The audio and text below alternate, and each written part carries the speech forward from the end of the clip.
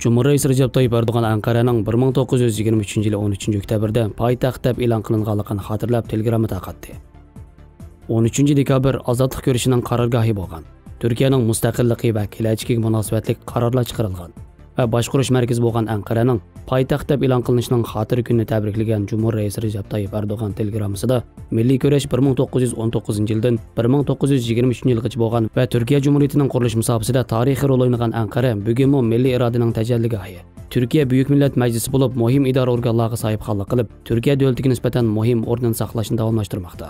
Mushundaq sharaflik va ahamiyatli bir kunda Cumhurbaşkanı Recep Tayyip Erdoğan oldi bilan Cumhuriyatning qurg'uvchisi Mustafa Kemal Atatürk, milliy kurash qahramonlari, barliq shehid va g'oziylarni hurmat va minnatdorlik bilan xotirlab, Ankara'ning poytaxt deb chaqirlanganligining xotir kunini tabrikladi.